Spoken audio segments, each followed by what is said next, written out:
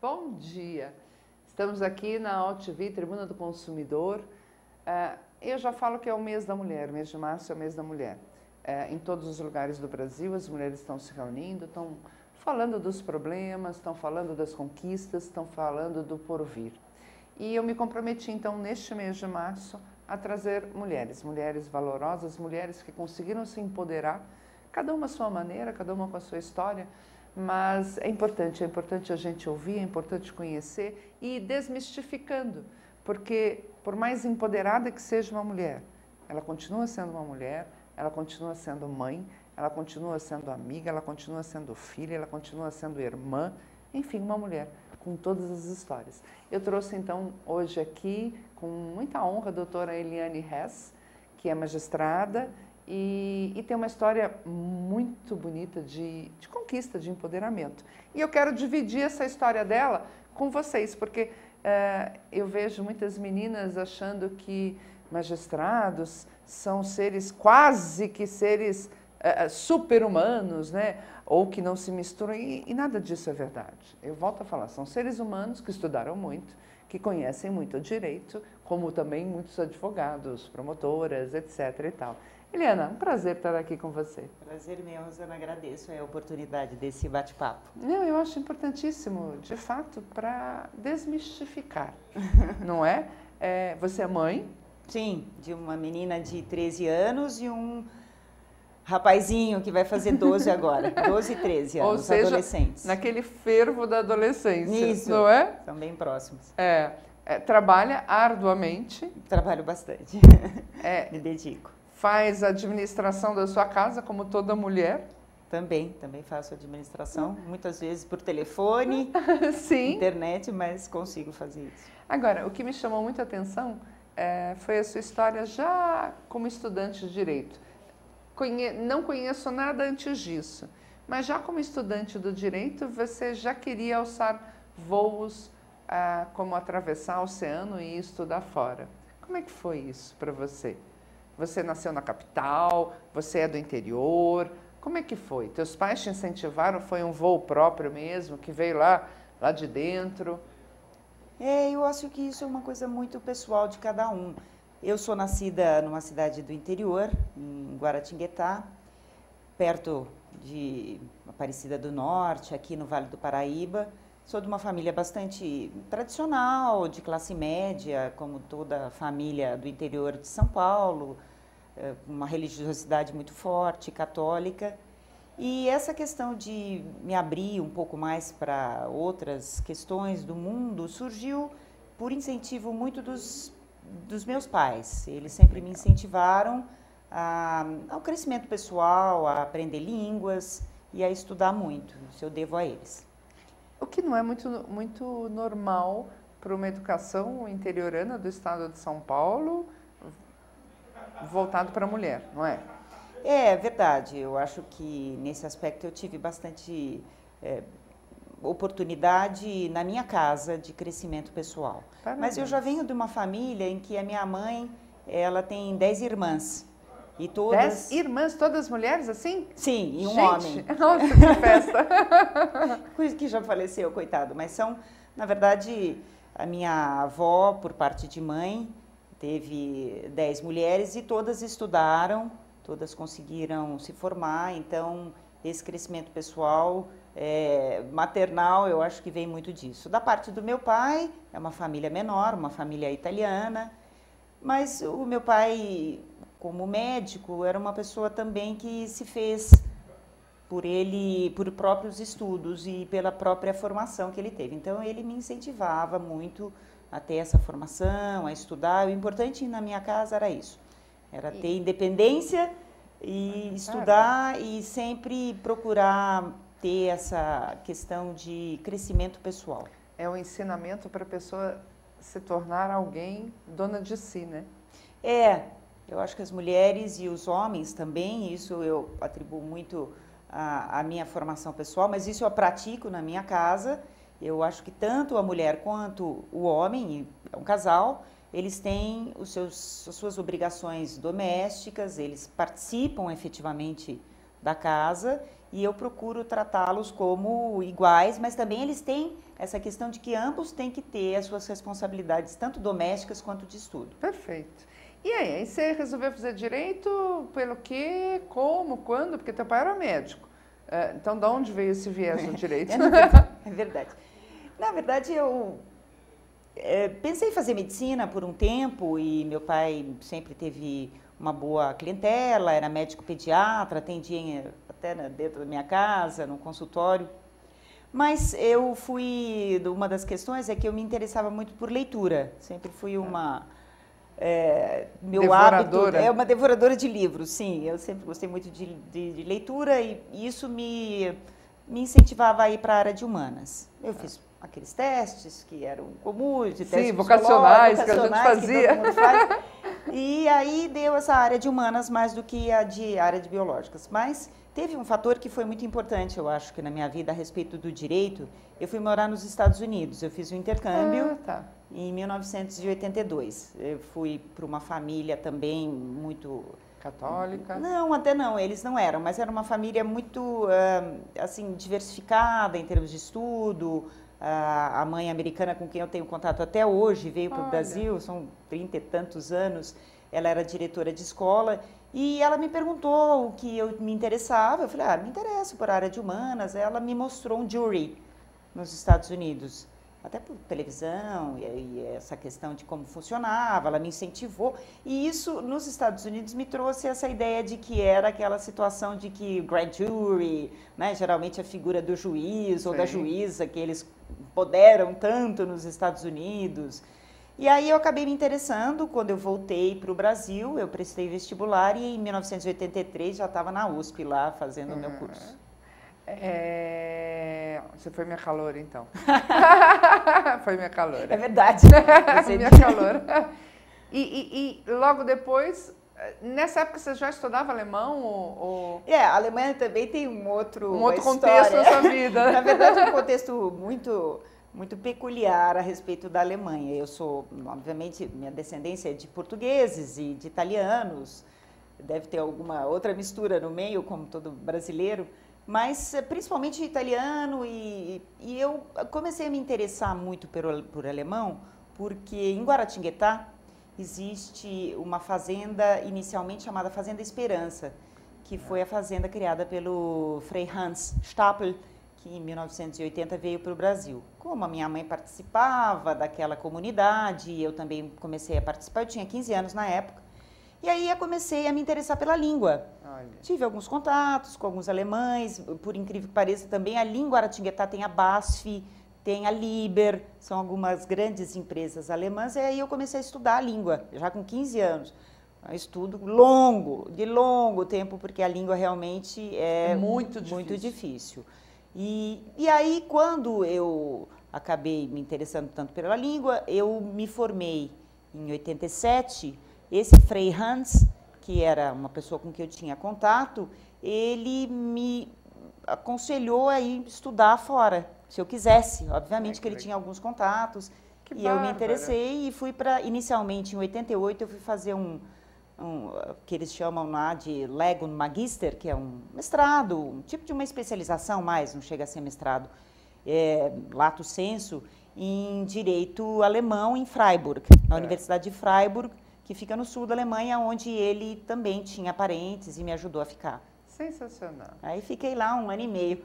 1 ano e meio. Aí voltou. Sim, eu já tinha ideia de prestar concurso, porque eu já tinha feito durante a vida acadêmica um estágio em escritório de advocacia grande, esses grandes escritórios, depois passei para pequenos escritórios, mas fiquei algum tempo estagiando no Ministério Público.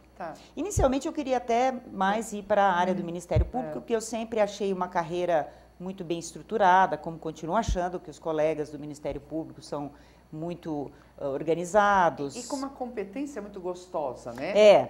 Você tem poder de fazer, você tem poder de agir, é um negócio que realmente te atrai. Eu também cheguei a pensar em ir para o Ministério Público. E eu gosto muito da matéria, assim, da parte ambiental, de família, então eles atuam com muita força nessa área. Eu fiquei 2 anos lá e sempre falei, quando voltar, vou prestar. Tanto que na Alemanha, os meus as áreas principais que eu cursei foram Direito do Estado e Direito Penal. Tá. Foram 2 áreas específicas que eu escolhi nessa primeira fase. E aí voltei, estava mudando Constituição, 1989, imagina, eu tinha perdido tudo, sabia da Constituição só da faculdade de 1968, 69. Cunhaia? Você teve Cunhaia Mello também? Não. Não. Foi... e eu, na verdade, assim, acabei, como todo mundo, fazendo cursinho e foi muito interessante. Aí tive a oportunidade de trabalhar como advogada, tanto assim, pessoalmente, fiz algumas coisas até no interior. Depois eu fiquei cerca de 1 ano e pouco, 1 ano e meio na Febraban, na assessoria da Febraban. Na época, isso em 1990, Doutor 91. Doutor Hélio Ramos estava lá? Não, era o Cochrane Júnior, doutor Geraldo, Geraldo Vidigal. Facó. Facó Vidigal, isso. Foi um ótimo período, era uma assessoria bem interessante, até foi na época da entrada de vigor do Código de Defesa do Consumidor, e eu, como advogada, defendia que os bancos não tinham esse interesse, não tinham que se adaptar ao código, era uma operação financeira. Realmente existe muitos estudos, houve uma discussão muito grande que agora já está pacificada. E aí, esses 2 anos, eu fiquei voltando, me adaptando, porque até a questão da gente estudar fora e depois se adaptar no Brasil tem um timing, um tempo em que você volta e se adapta ao ritmo daqui. E aí, por sorte, eu acho, também por dedicação, acabei passando em 1992 e iniciei minha carreira. E por que cidades você passou? Não, em 93 eu inicialmente fui para Campinas como substituta, depois eu fiquei cerca também de 1 ano e meio como substituta. Na época a carreira até era mais rápida, mas como eu queria fazer o mestrado, eu já tinha iniciado o meu mestrado, eu acabei reconhecendo alguns créditos e passei para essa fase e já entrei no mestrado na USP. O professor Dalmo Dallari foi o meu orientador, sempre sobre a questão da magistratura. Eu sempre me interessei muito por áreas específicas e na época foi sobre o Código de Defesa do Consumidor, porque eu tinha tido essa experiência que eu queria explorar mais o Código de Defesa do Consumidor em relação a questões bancárias, em relação a questões de operações financeiras e a aplicação disso na magistratura. E aí eu fiquei 1 ano e meio em Campinas, depois fui para Montemor. Nossa. 2 anos, que é uma cidade bem pequenininha. Isso, perto de Campinas. Uma cidade, inclusive, que era uma cidade muito grande e acabou ficando um pouco menor. Meio que dormitório, né? Isso, perto de Sumaré, de Hortolândia, como que são aquelas cidades em volta de Campinas. Mas era uma cidade muito boa, eu tive assim, um bom relacionamento com todos, então deu muito certo no início. A gente é muito ainda novata, né? É bom pegar assim algumas pessoas. Com certeza. Você é inexperiente na vida. E o pessoal tem uma preocupação, né? Que na grande cidade não tem, né? Eu lembro quando eu fui morar em Santa Branca, que o meu ex-marido era juiz, você percebe que é uma sociedade acolhedora, né? Cuidadosa, né? E eu acho que isso acaba sendo, por um lado, muito legal, né? Ao mesmo tempo a gente tem que ter uma postura assim, bastante distante de algumas circunstâncias, porque pode ocorrer circunstâncias que, vamos dizer assim, desfavoreçam a questão. Eu me lembro de um caso muito específico, nessa região havia uma casa noturna. Com luzinhas? Com luzinhas, mas era uma casa noturna muito bem frequentada. E uma promotora, que nós ficamos amigas, ela falou, nossa, Eliana, nós precisamos ir ver se tem meninas trabalhando nessa casa noturna, ir até o local. E eu achei que ela tinha até uma certa razão, porque a gente ouvia comentários, isso em 1995. Mas aí eu fiquei pensando, eu falei, bom, mas e se eu for nessa casa noturna e por algum motivo me confundirem com uma das meninas e ter alguma reportagem ali? Quer dizer, eu não vou poder, se eu der voz de prisão, é uma voz de prisão para todos. Se eu também for até o local, é uma coisa que às vezes se confunde. Sem se identificar. Né? Sem me identificar, sem previamente avisar. Aí eu falei para ele, olha, colega, você está você pode ir fazer a sua inspeção, mas eu prefiro ficar aguardando amparando qualquer tipo. aqui, se for o caso. Então, eu me lembro que foi uma dessas questões isso que mesmo. eu preferi realmente não ter nenhum envolvimento nesse sentido. Nesses anos todos de magistratura, qual a pior situação ou o pior caso? Qual o maior conflito que você vivenciou? Então, depois de Montemor, eu fiquei 2 anos lá, eu fui para Salto, que era uma boa comarca, fiquei em 1997. E em dezembro de 97 para 98, eu fui para Campinas.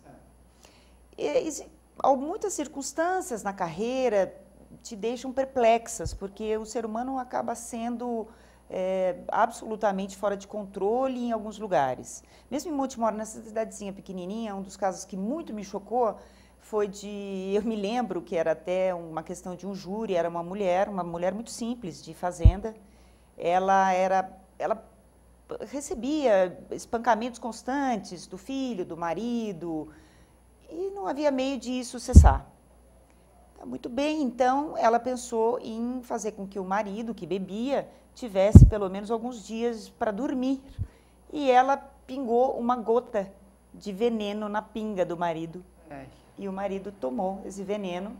E ela com a intenção de que o marido descansasse um pouco para dar Que ela descansasse um pouco, né? E que ela não sabia o efeito potencializador daquilo. Meu marido faleceu nessas circunstâncias. E ela foi a júri. E ela foi a júri. Mas a defesa foi tão interessante, que era uma pessoa tão simples, e eu me lembro que no júri ela falava, ela chorava porque ela tinha um afeto pelo marido, embora todas as circunstâncias. Ela falou que não tinha essa intenção, eu só queria que ele dormisse porque ele estava muito agitado, isso, e o júri absolveu. Então foi um dos júris mais interessantes e um dos júris que eu vi que, por um lado, os jurados conseguem entender. Conseguiram realmente cumprir o papel, né?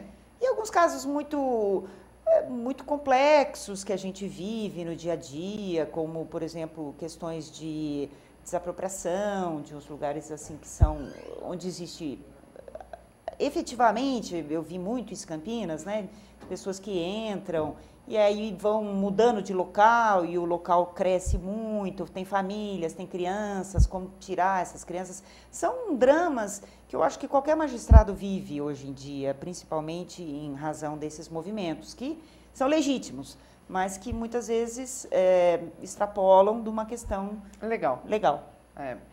São conflitos muito difíceis. São mesmo, muito conflitos de terra, conflitos relacionados com isso, familiares também. Eu também fui juíza de família por um longo tempo.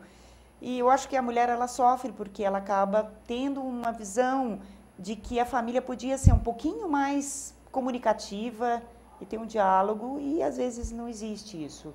E o juiz, na verdade, ele não tem tempo hábil para ser um psicólogo naquele momento. Não é o papel dele, embora acho que muitas vezes tem até uma vontade, né, de tentar. É verdade. Então, muitas vezes a gente se passa por psicóloga conversando com as partes, mas é tão restrito o tempo que o juiz tem em frente às partes que, no mínimo, uma meia hora, 1 hora restrita, não dá para ter um convencimento das partes para poderem, talvez, dialogarem sobre um aspecto de filhos, não do relacionamento, porque eu acho que não cabe ao juiz com as partes que são adultas, mas talvez entender sobre uma questão de como dar um direcionamento para os filhos, o que pode ser feito, a pensão, e esse é um problema.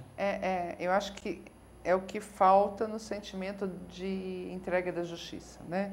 Você está entregando a justiça, mas se desse para fazer um pouquinho mais, né? Agora, eu acho... verdade. Eu acho que isso é uma questão que talvez a gente tenha que trabalhar, um aspecto antes mesmo de conciliação. Eu acho muito importante a conciliação hoje em todos os aspectos de direitos que podem ser resolvidos. E familiarmente, eu acho que isso tinha que ser incentivado com psicólogos, com sociólogos. Então, mas é isso que eu ia falar, uma mediação com pessoas afetas à área, né? Sim. Eu acho que o juiz ele tem que se manter muitas vezes neutro em relação até às circunstâncias do caso para poder ter um julgamento. Ele pode aconselhar, mas não tomar um partido de uma parte ou de outra, ou porque é mulher, ou porque é homem. Eu nunca tive essa visão. Eu acho que quem tem condições de criar bem, realmente tem que ter uma estrutura boa. Não tenho dúvida. Agora, eu estive em Manaus agora, final de semana, E lá temos uma presidenta do Tribunal de Justiça. Bacana, não sabia. Também não sabia. E muito atuante, muito atuante. Tive contato com a delegada lá, que está cuidando dos casos das mulheres vulneráveis, da Lei Maria da Penha, também muito atuante. Há poucas mulheres ainda no Tribunal de Justiça, não é? A proporção hoje está em quanto? Você tem ideia? 1/3 de mulheres juízas aqui em São Paulo. 1/3, até que está... São 1.890, eu acho que está em quase 2.000 magistrados em São Paulo. E vamos dizer, 1/3, e as que entram muitas vezes são pelo 5º Constitucional. Sim, Nós de carreira temos aí, eu tenho 24 anos quase de carreira, ainda estou em 1º grau, né, na espera de uma oportunidade. Para subir. Até que é um número para a realidade brasileira e dentro dos espaços de poder que as mulheres tomam alto, porque normalmente é de 10%. Mas há algum conflito, há algum ainda preconceito, mesmo que subliminar, mesmo que seja aquele preconceito que acontece e nem se percebe que é um preconceito, não é? Ou não, isso estaria em tese superado, ou você não consegue ainda perceber isso. Como é que é ser magistrada numa corte que é de São Paulo e que mais machista do que as cortes do Norte e Nordeste? Em termos de ocupação de poder, é impressionante. As mulheres lá são mais empoderadas no judiciário. Que interessante. É muito interessante, né? Então, como é que você vê esse tema? Até porque é o tema da atualidade, né? Eu vejo muitas magistradas atuando. Como é que você me passa isso? Na questão do viés da mulher. É diferente? A gente ouve muito falar que muitas magistradas tiveram que endurecer para poder exercer a magistratura. É assim mesmo ou não? Tem muita cantilena nessa história, é muito romanceado. Como é que você vê essa coisa da mulher enquanto magistrada do Judiciário de São Paulo, que é um estado de per si machista? Você tocou num assunto que é verdade.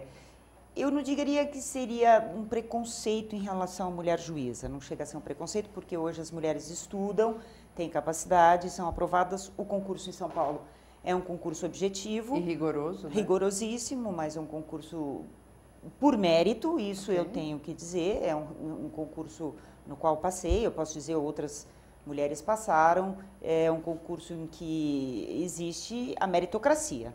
Eu acho que o aspecto subjetivo, e isso se houve no passado, hoje em dia não. Mas realmente a mulher, ela acaba tendo essa dificuldade em ser totalmente voltada à magistratura e ter que assumir uma postura mais rígida, mais conforme aquelas circunstâncias dentro de um tribunal que ainda existe o machismo, porque os homens estão no poder há muito mais tempo do que nós aqui, desde 1983 as mulheres em São Paulo. Então a mulher, ela acaba tendo uma postura e isso muitas vezes dificulta no próprio julgamento. Por exemplo, é a questão de você analisar sobre um aspecto, como eu falei, de um aspecto mais humano da história, sem um aspecto de só a legalidade, porque é uma certa pressão sobre isso. E as mulheres, embora elas recebam o mesmo salário, graças a Deus, elas têm uma certa dificuldade em transitar na carreira, isso tem. E qualquer tipo de erro é imperdoável. É imperdoável. Qualquer pequeno erro dentro da carreira é totalmente imperdoável para uma mulher. Já para o homem existe talvez assim uma conversa, atenuantes. Uma chamada. Atenuantes. Conversa, um tipo de circunstância. Então eu percebo isso muito claramente e já tive uma experiência nesse sentido. Que incrível, né? Eu estou prefaciando um livro da maior especialista em tráfico de pessoas do Brasil, a Priscila Siqueira, e ela fala de religião, mulher e violência, né? E esta coisa, né, do domínio masculino, né? Eles dominam quantitativamente e milenarmente os espaços de poder, seja na religião, na política. Isso. Não eu também acho que é. É uma sociedade que vem. Que vem. Né? Por isso que eu falo que muitas vezes não é nem perceptível. Ele é tão inserido na sociedade, no contexto, que, nossa, é verdade. Porque é isso mesmo. Agora, você me perguntou da Alemanha e eu toco aqui num aspecto importante. Eu observei na Alemanha, por exemplo, que as mulheres estão muito dentro de um contexto de poder, tanto dentro da magistratura, quanto dentro do Ministério Público e na política. Tirando a Angela Merkel, que é hoje praticamente a cabeça... Sim, um símbolo mesmo. Um símbolo, né, de mulher. Ela Sim. até tem uma história muito interessante. Ela estudou física na Alemanha Oriental. Nossa Senhora. Então, ela tem uma cabeça de física, né? Ela não tem uma cabeça tanto de política. Ela é muito objetiva em termos práticos. E ela está no poder desde que o Kohl saiu, muitos anos. Agora deve ir para 10 anos, há muito tempo como no parlamento ela é aprovada. E ela tem uma aprovação muito grande das mulheres. Eu vejo pela minha sogra, que tem 90 anos e que todo final de ano e todo pronunciamento que é falado em rádio assiste, verifica, concorda. Ela é uma mulher que tem hábitos, eu entendo assim, como ela é casada, tal, ela tem uns hábitos até relativamente simples. Comuns do dia a dia. Muitas vezes, algumas vezes ela faz algumas coisas, ela caiu de esqui, teve um problema, na mesma época que o Schumacher, graças a Deus, não aconteceu nada. E as mulheres, dentro da política, elas tomam muita posição na Alemanha. Então, tem mulheres tanto em universidades, na Suprema Corte. Eu me lembro, quando eu estava na Alemanha, pela segunda vez em Berlim, fazendo o doutorado de sanduíche, a Jutta Ubach era uma professora de Direito Constitucional de Berlim, até uma senhorinha já, uma certa idade, ela foi empossada na Suprema Corte. Olha que delícia. E ela teve um desempenho na Suprema Corte alemã muito bom. Ela teve algumas decisões, assim, muito interessantes do aspecto. E essa diferença? Então, elas são politicamente engajadas e as mulheres, elas querem isso. E a diferença, pela sua vivência lá, porque foram dois momentos que você viveu na Alemanha, né? Sim, no total quase 3 anos. É cultural,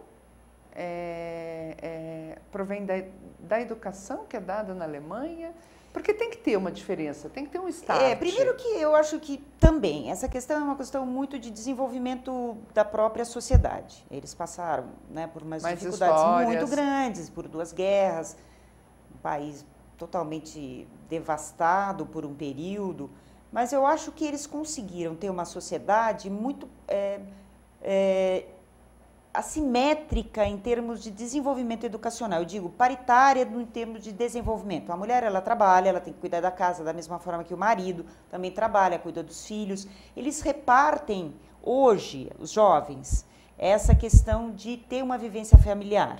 Efetiva, né? Então, as mulheres estão indo muito, desde sempre tiveram as suas oportunidades, porque lá o ensino é público, gratuito.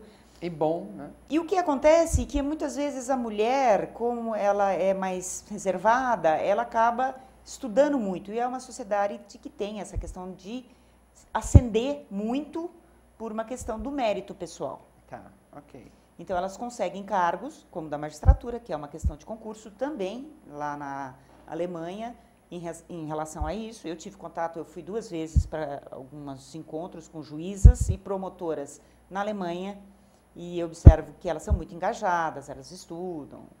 E o homem colabora muito. Então, isso ajuda a gente, mesmo. De uma outra forma, sobrar algum tempinho. Para outra... Não, eu vejo por mim. Eu vejo assim, meu marido é um companheiro. Eu só tenho que elogiar, porque realmente ele é um marido que me ajuda com os filhos.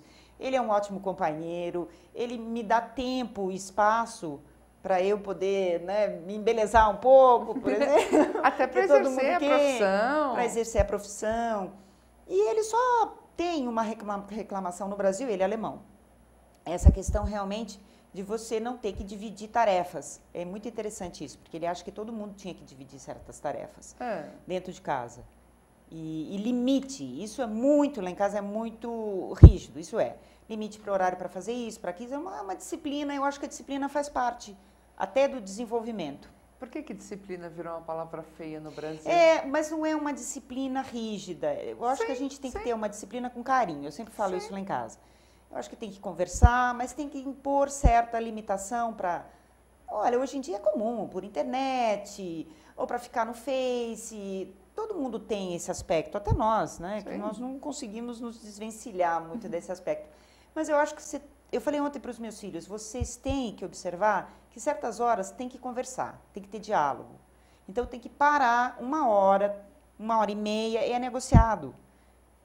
Então é uma questão de você ter que parar e olhar para o outro, porque senão ninguém faz isso, é uma sociedade muito virtual. E nós não podemos deixar que isso aconteça. A mulher tem um coração, eu sempre falo.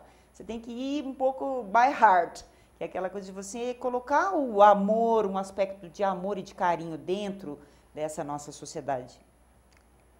Não tenha dúvida. Não é? Não tenha dúvida. Nós temos que nos guiar pelo senso da mulher, que é um senso comunitário, público. É dela, é dela. De afeto, de carinho. E por que não? Eu acho que a sociedade precisa disso.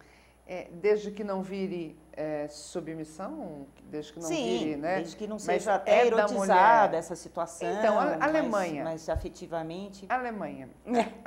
As meninas da Alemanha, como é que elas passam? Ou como é que elas sobrevivem a esse grande assédio de erotização, de sexualidade? Porque aqui no Brasil, infelizmente, nossas meninas são usadas, né? E estão sendo transformadas em produtos de consumo, né? Na Alemanha, isso eu tenho a impressão que é tão natural que nem objeto de observação, né? Eu tive a impressão na Alemanha que as mulheres elas são mais voltadas para uma questão prática, elas não têm assim esse adorno tão preciso que a mulher brasileira tem que ter. Elas não se preocupam muito, isso eu vejo pelos meus familiares, um contexto muito familiar e até umas mulheres que estão no poder. Veja a Angela Merkel, ela é uma pessoa simples, com uma postura que, assim, em comparação com a Kirchner, no Brasil, né? A Dilma é bonita, é uma mulher que ela tem um aspecto bonito, de feição, elegante, isso a gente tem que ter. Eu acho que ela mudou muito e hoje ela tem um aspecto visualmente bem apresentado, até por uma questão de marketing que ela teve que fazer para agradar. Mas na Alemanha, a situação da mulher é que não existe tanto esse incentivo a ser linda, maravilhosa, e colocar seio, e colocar isso, sabe, ter que fazer cirurgia para ficar maravilhosa com todos os aspectos bonitos, porque isso não é o relevante para eles. O relevante é você ter uma comunidade que a pessoa é sempre muito bem apresentada. Você vê mulheres chiquérrimas, assim, em Berlim, por exemplo, onde eu morei.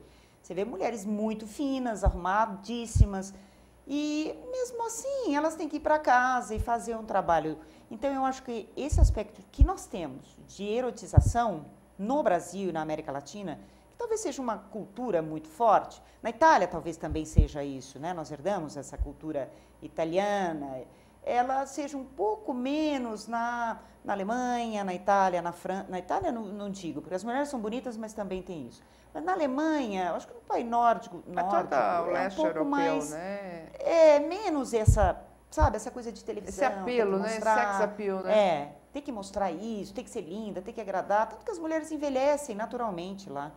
As mulheres não fazem tanta questão de ter uma cirurgia plástica, botox, toda essa parafernália que nós temos, assim, para uma questão de apresentação, mas as mulheres, elas acabam envelhecendo, deixam o cabelo mais branquinho, às vezes você vê a pessoa, mas elas são muito preocupadas com a questão de saúde. Tá. Então, elas não é beleza, é saúde, não, é saúde. Né? É saúde. É ser saúde mental, é ter saúde física. Então, as mulheres, elas se preocupam muito com esse aspecto de ter uma boa alimentação, pelo menos num nível que eu conheço, né? De, assim, uma classe média que é o perfil, mas assim. Mas você observa isso quando a gente vai numa piscina, por exemplo. Tá. Lá na Alemanha eu ia numa piscina que as mulheres não se preocupem em se depilar, ou eram mais gordinhas, entravam na piscina com biquíni e tal. Tranquilamente. Sim. Né? Mas saudáveis. E lá na Amazônia eu observei meninas muito jovens, casadas com homens muito mais velhos ao que tudo indica, pelo que eu percebi lá, mulheres acima de 35, 40, passam a serem consideradas velhas. E meninas lindíssimas, aquela beleza cabocla, sabe? Aquelas lindas. E aí você vê, então, todos os homens com uma menininha bonita, aliás, meninonas, né? Vamos colocar assim, todas bonitas, e mulheres jovens, porque não dá para falar, né? 35 anos é jovens, né? Já se achando passadas para trás, já se achando tias. E aí você vai para a Europa e mulheres de 50, 60 são valorizadas, não é verdade? Levam uma vida extremamente ativa. Eu acho que essa questão no Brasil tem que ser uma questão que a gente tem que trabalhar com políticas públicas realmente de educação para a mulher, nesse sentido. E a mulher, ela tem que... É o nosso ponto de vista, eu acho que as políticas públicas têm que ser voltadas para...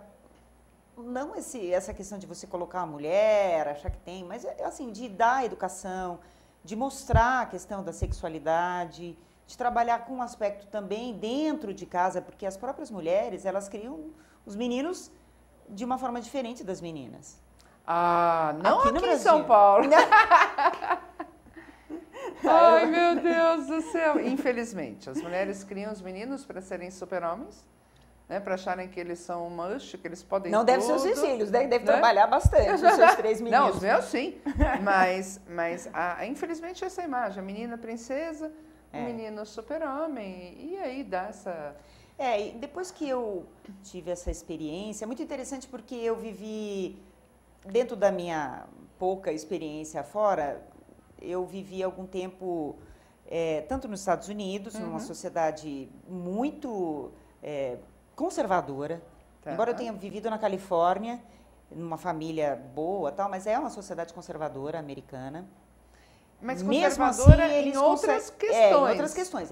As mulheres trabalham muito. As mulheres são muito... Tem que trabalhar, então todo mundo chega em casa às 7 horas, cada um vai fazer uma coisa, vai fazer o jantar. Eu me lembro na minha família que eu tinha que colaborar. E eu vim de uma sociedade em que eu tive a oportunidade de ter empregadas domésticas aqui no Brasil. Nos Estados Unidos não tinha, na Alemanha não tinha, então põe a mão na massa, vai fazer isso, vai fazer aquilo. E não tem, eu acho que nós estamos vivendo esse contexto daqui para frente. Acho que sim. Assim, eu tenho uma pessoa que me ajuda muito e eu a trato muito bem, ela tem 2 filhos e eu deixo que ela faça um horário flexível na minha casa. Eu falei, olha, aqui é o seguinte, cumprir, deixar as coisas organizadas, ver o que dá para fazer, mas se você tiver um problema, pode sair antes, pode sair depois, não tem. Então, porque ela mesmo tem isso. Eu procuro ajudá-la, para me ajudar, eu tive essa vida que a gente tem, eu tive uma babá para os meus filhos, que depois ficou minha babá. Porque eu falei, minha babá, realmente você acaba tendo uma babá sua, né? Porque sobra tempo. Mas ela foi excelente na minha casa, ela ficou 11 anos comigo. Olha que delícia. E ela é uma moça simples, também do interior. Eu falei, você vai para minha casa para estudar.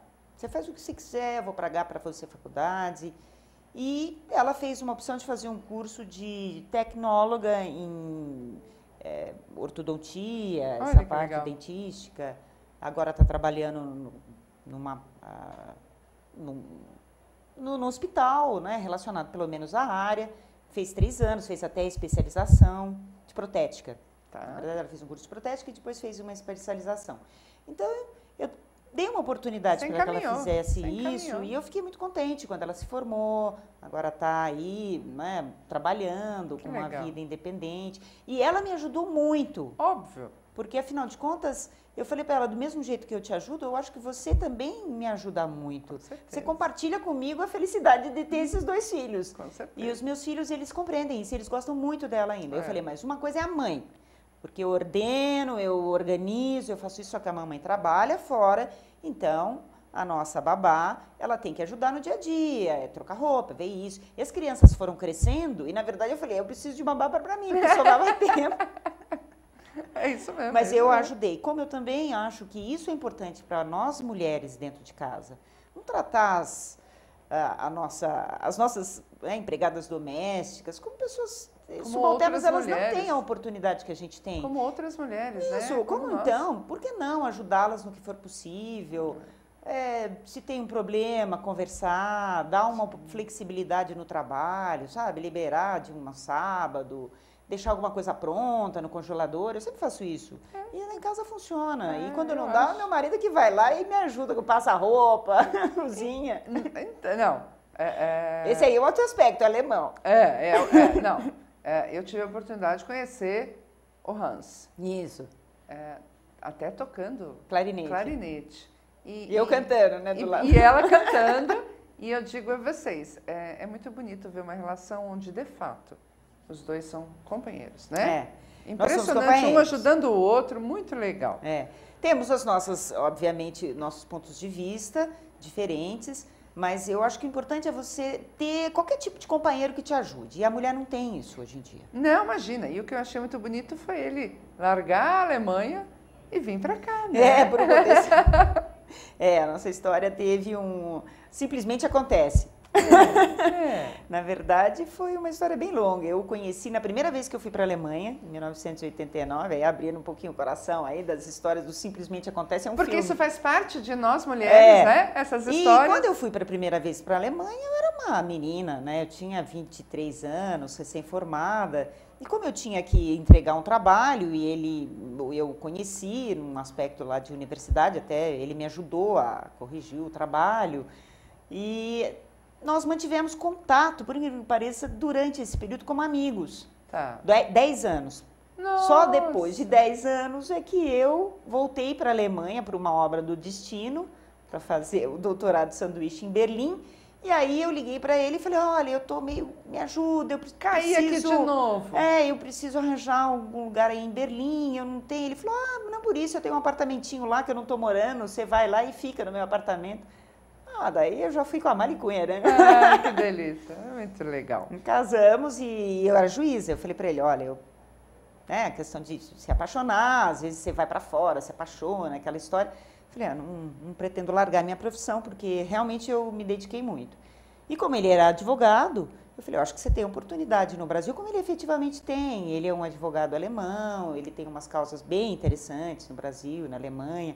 E ele acabou se adaptando. Isso não significa que daqui a um tempo eu não tenha que voltar, né? Sim, por questão de filhos, até para poder acompanhá-lo, talvez, numa outra circunstância, porque ele quer tocar, tal, ele é músico de coração. E é isso, é cumplicidade, é um ajudando, um cedendo, não é? Que a gente falta para nós no dia a dia, para a gente crescer. Exatamente. E é uma pena que a maioria das mulheres brasileiras, a maioria não vou ser tão injusto, mas muitas mulheres não têm essa oportunidade. Eu concordo, não tem mesmo. As mulheres, elas têm que assumir inúmeros papéis. E eu não vou dizer que eu não assumo, porque eu assumo, sabe... Eu, por exemplo, chego em casa, vejo as coisas que estão faltando, eu gosto de cozinha, então eu boto a mão na cozinha no final de semana, eu às vezes tenho que fazer alguma coisa, por exemplo, esses dias teve um problema, eu falei, todo mundo limpando a casa, porque cada um escolhe o seu pedaço. Eu quero quarto, eu quero isso, eu quero aquilo. Então tá bom, eu fico no escritório, tá? Assim não vale, mamãe, porque tá tudo organizado. Justamente por isso, é o meu canto. Mas aí o que aconteceu? Eu acho isso interessante porque, assim, esse aspecto de um relacionamento um pouco mais igualitário proporciona à mulher a ter um crescimento, e isso a gente sente isso. As mulheres são mesmo machistas. Elas querem se cuidar, querem fazer isso, porque meu marido tem que trabalhar. Eu falei, tá, tudo bem, eu também concordo, eu acho que tem que trabalhar, todo mundo tem que trabalhar. Então, por que não os dois dividirem muitas coisas? E assim, em casa, realmente, eu, graças a Deus, eu acho que por... Nossa Senhora Aparecida, que é tua protetora, minha santa protetora, me ajudou a ter isso, porque senão seria extremamente difícil com uma vida de juíza, de muita responsabilidade, um trabalho extremamente intenso, um trabalho em que eu me dedico assim, de corpo e alma para isso. Embora eu não consiga fazer justiça muitas vezes, eu aplico a lei em alguns casos, às vezes eu consigo dosar para a justiça ser feita. Nada, tenho certeza que não é isso. Nosso tempo está acabando. 2 perguntas. O que falta para as mulheres brasileiras, com toda essa comparação, com toda essa vida que você já teve, alçarem maiores voos? E a última pergunta é, o que você, mulher, mãe, casada, estudou fora, foi estudar alemão, falaria para a jovem que está aí nos assistindo? Então, a primeira questão, eu acho que a mulher ela tem que se sentir valorizada por ela mesma. É uma questão pessoal, mas as mulheres elas têm que achar a sua autoestima. E essa autoestima faz com que a mulher ela tenha vontade de crescer por ela mesma, de ir à luta, de uma coisa que você fala, eu acho muito bacana isso, de errar. Não ter medo de ir à luta. Eu errei, eu tenho coragem de assumir esse papel na sociedade, de enfrentar, mas enfrentar de uma forma inteligente, uma forma em que a mulher estude, se prepare e certas circunstâncias, se ela não conseguir vencer, então que ela saia e consiga o espaço dela. Não enfrentamento em que você tenha que agredir ou que tenha que chegar num nível da mesma circunstância daquele agressor. Ter coragem de delatar, de procurar as autoridades, porque nós estamos aqui para ajudar. E eu digo por mim, nós queremos ajudar muitas vezes. E eu acho que a segunda questão, eu dou um conselho para quem quer principalmente ascender a alguma questão, é estudar, é ter confiança, é sempre procurar ter um objetivo, ter muita disciplina, fazer esporte, eu acho que isso é uma questão de cuidar do corpo, não se embelezar faz parte da mulher, cada um, eu também acho que o embelezamento da mulher é muito importante, mas o importante é isso, é você ter saúde, é você cuidar do seu espírito, é cuidar de um corpo e que esse corpo tem que ser valorizado. Seja gordinha, magrinha, sem as suas características pessoais, cada um tem.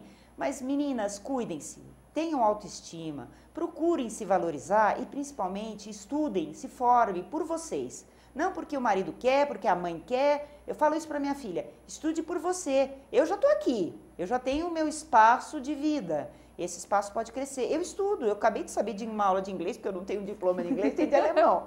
Estou lá, estudando inglês, todo mundo, você vai fazer? Eu falei, estou estudando, eu preciso saber inglês bem, porque, afinal de contas, é uma língua que se fala. Então, eu voltei para o estudo, eu estou estudando, e esse crescimento pessoal é de uma autovalorização em que a mulher pode encontrar o seu espaço, seja ele qual for. Um espaço dentro de casa, um espaço na sociedade, um espaço como autoridade, mas um espaço em que a pessoa tenha um crescimento como pessoa, como mulher e contribua para essa sociedade nossa, ser uma sociedade menos agressiva, em que a mulher tenha um espaço para mostrar o valor e mostrar um pouco de isso, afetividade, que a sociedade pode ter um diálogo, uma comunidade, pode se ajudar. Ajudem-se, mulheres, porque sem essa ajuda não adianta ter uma questão de, sabe, uma ficar falando da outra. Ajudem-se, porque é isso que nós precisamos, desse monte. Nós somos muitas mulheres no Brasil. Quantas somos? Somos 53% da população. Então, 53%. Se a gente conseguir se unir, a gente muda o governo, a gente muda essa situação em que nós vivemos, eu não digo política, nós conseguimos espaços públicos em que a gente pode ter um maior engajamento e fazer com que o Brasil melhore. É isso que todo mundo tem que contribuir. A gente quer para nós e para os nossos filhos isso, um Brasil melhor. E se nós nos unirmos como mulheres e tivermos essa questão do público, da comunidade, que a mulher tem muito dentro dela, de se doar, nós vamos ter um Brasil melhor. Eu acredito nisso, eu acredito para mim, para os meus filhos e eu espero que isso seja um incentivo para vocês que estão nos ouvindo aí. Obrigada. Então, nosso tempo acabou. Foi um prazer receber aqui. Obrigada, Rosana. Hess. Olha eu, Hess. Eu fiquei com Hans. Eliana Hess. Mulher, como todas nós, que conseguiu, que se empoderou, né, e que hoje está devolvendo isso para a sociedade. Dando justiça e, claro, cuidando dos filhos, se divertindo, cuidando do corpo. Enfim, mulher brasileira. Os homens há milhares de anos aprenderam e têm uma confraria. Nós precisamos ter as nossas. E o nosso olhar, obviamente, vai ser para o bem público, vai ser para as crianças, para as mulheres, para a igualdade. Então, vamos embora, vamos largar de um monte de besteira que consome nosso tempo de propósito. Né? De propósito, parece que querem que a gente não se una. Né? E vamos alçar voos, porque só assim teremos, como disse a Eliane, um Brasil melhor. Até semana que vem.